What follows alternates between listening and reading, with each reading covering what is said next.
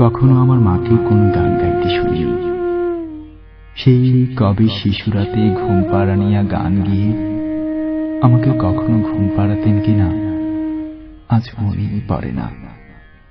যখন শরীরে তার বসন্তের সম্ভার আসেনি, যখন ছিলেন তিনি ঝড়ে আম কুড়িয়ে বেড়ানো বয়সের কাছাকাছি, হয়তো তখনও কোনো গান লতিয়ে ওঠেনি মিড়ে মিড়ে দুপুরে সন্ধ্যায় পাছে গুরুজনদের গানে যায়।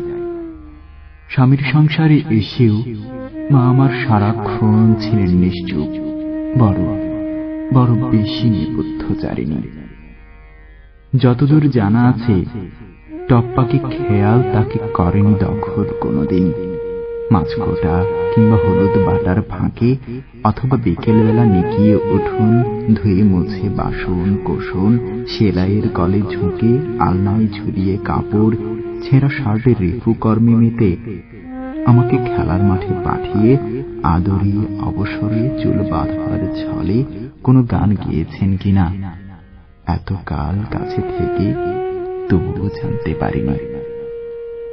যেন তিনি সব গান দুঃখ জাগানিয়া কোনো কাঠের সিন্ধুকে রেখেছেন বন্ধ করে আজীবন। এখন তাদের গ্রন্থিল শরীর থেকে কালে ভদ্রে সুর নয়, শুধু ন্যাপথলিনের তীব্র ঘ্রাণ ভেসে আসে।